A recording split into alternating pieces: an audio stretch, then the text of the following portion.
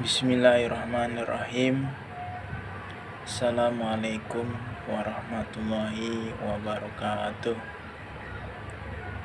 Alhamdulillah, di kesempatan hari ini izinkan saya untuk memaparkan daripada tugas ujian tengah semester mata kuliah yaitu manajemen keuangan. Sebelumnya perkenalkan, nama saya Karvi Andriansyah dengan nomor induk mahasiswa 2902 150126 dari Prodi Akuntansi. Dan yang saya hormati sebelumnya Ibu IPA Mas Rifa selaku dosen pengampu mata kuliah manajemen keuangan, yang mudah-mudahan senantiasa selalu diberi kesehatan serta panjang umur oleh Allah Subhanahu wa Ta'ala. Untuk mempersingkat waktu pada hari ini, langsung saja kita ke slide pembahasan.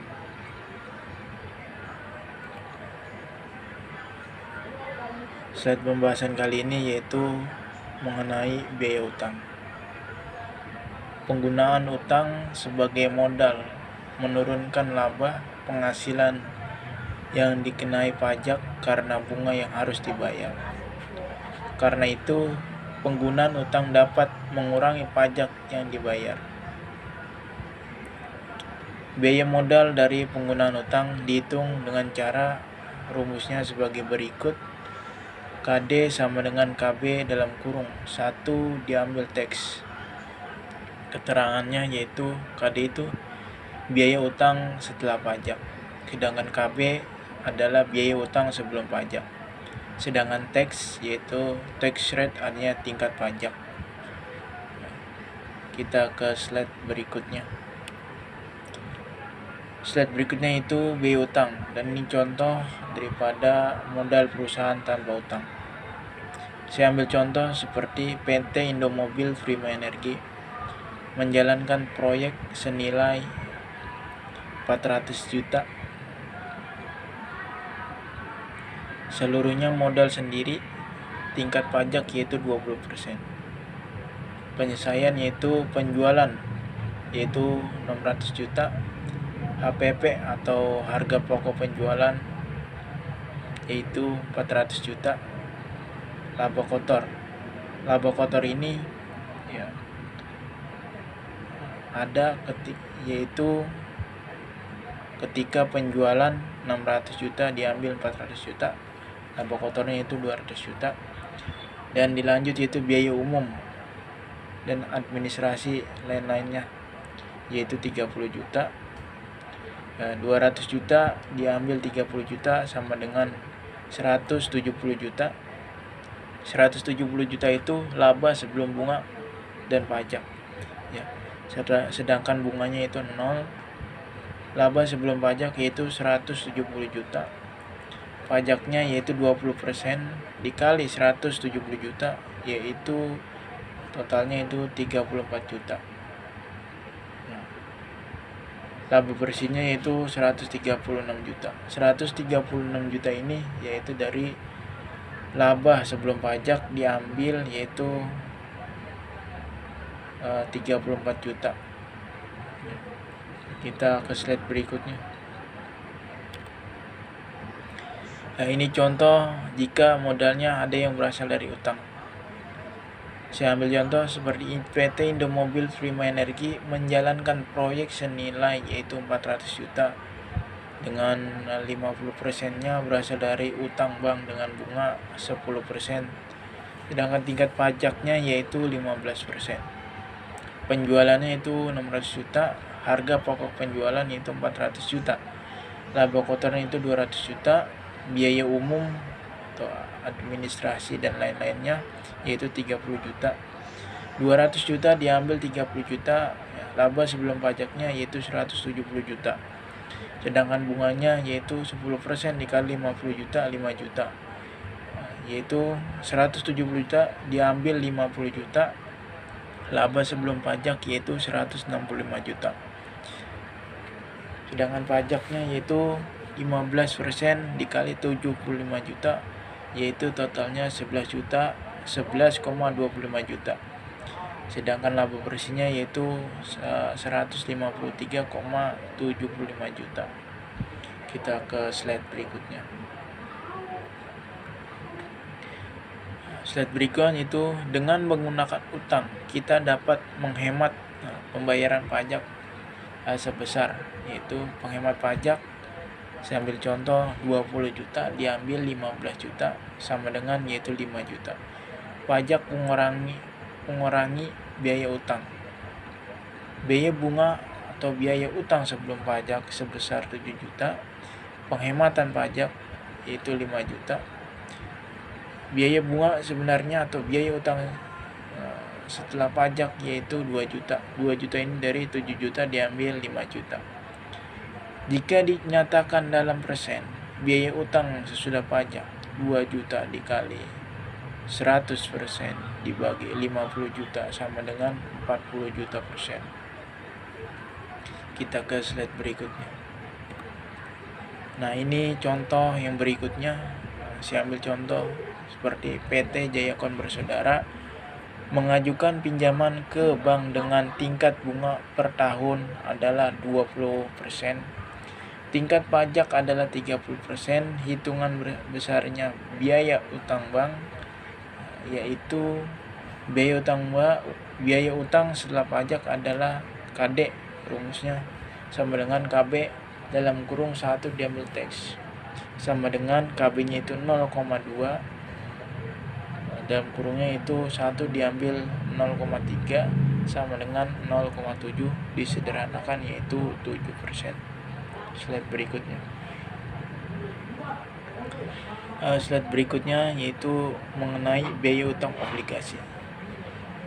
Jika perusahaan menggunakan obligasi sebagai cara mendapatkan modal, biaya modal dari obligasi adalah sama dengan YTM, yield out materi, yaitu tingkat keuntungan yang diminta oleh pembeli obligasi. Rumusnya itu KB sama dengan INT ditambah dalam kurung MV diambil VV garis miring N dibagi MV ditambah VV garis miring 2, di mana INT adalah bunga tahunan, sedangkan MV nilai nominal atau nilai jatuh tempo, sedangkan VV nilai pasar obligasi, sedangkan N adalah umur obligasi. Kita ke slide berikutnya. Ini contohnya. PT Semar Gemilang memperoleh modal dengan menjual obligasi jatuh tempo 4 tahun bernilai nominal yaitu 20 juta dengan kupon rate tahunannya 15% jika obligasi tersebut terjual dengan harga 15 juta. Berapa biaya utang obligasi tersebut jika diketahui tingkat pajak penghasilan yaitu 20%? Kita hitung menggunakan rumusnya seperti berikut. KB sama dengan INT ditambah MV diambil VV garis miring N dibagi MV ditambah VV garis miring 2. Kita penyelesaian yaitu KB sama dengan INT 3 juta, sedangkan MV nya yaitu 20 juta, VV nya yaitu 15 juta ya, dan N nya itu 4 juta dibagi MV yaitu 20 juta ditambah 15 juta garis miring 2 juta sama dengan yaitu 0,2428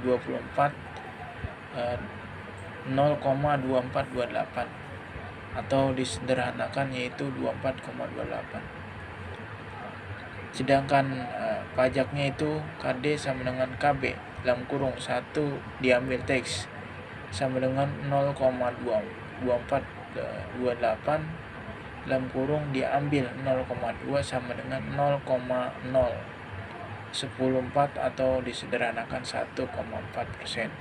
Jadi biaya utang obligasi tersebut adalah 1,4%. Kita slide berikutnya. Slide berikutnya yaitu biaya saham reference. Saham referen mempunyai karakteristik gabungan antara utang dengan saham karena merupakan bentuk kepemilikan saham. Tetapi dividen yang dibayarkan mirip dengan bunga karena bersifat tetap pada umumnya. Biaya saham reference diperhitungkan sebesar tingkat keuntungan yang disyaratkan oleh pemegang saham reference. Rumusnya yaitu KV sama dengan DP dibagi VN, di mana KV yaitu biaya saham reference, DV yaitu dividen saham reference tahunan, VN yaitu harga saham reference saat penjualan, dalam kurung yaitu dikurangi biaya penerbitan, flotation cost jika ada. Kita ke slide berikutnya. Slide berikutnya yaitu contoh mengenai PT ABC menjual saham referensi dengan nominal yaitu 2 juta. Harga jual saham referensi sebesar 20.900.000. Dividen tiap tahun yaitu 2.500.000. Biaya penerbitan saham setiap lembar sebesar 250. Hitung biaya saham referensi tersebut.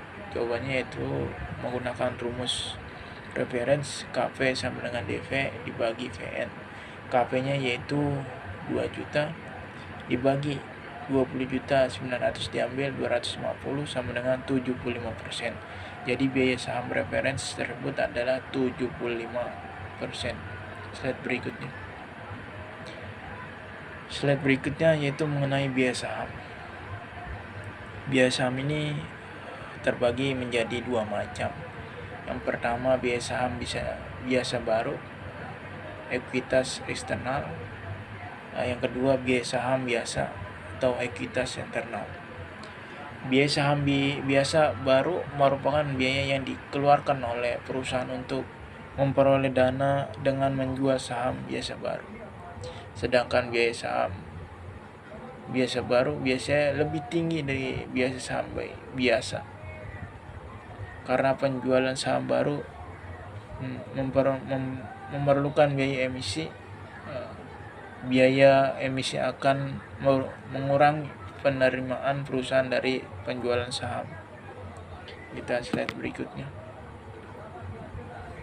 Nah, ini rumus daripada KC sama dengan DI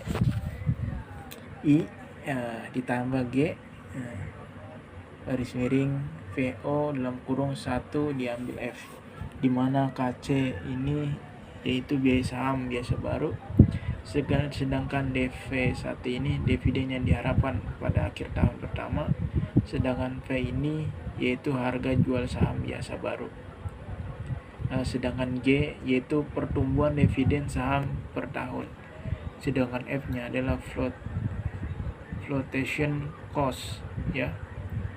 Kita slide berikutnya.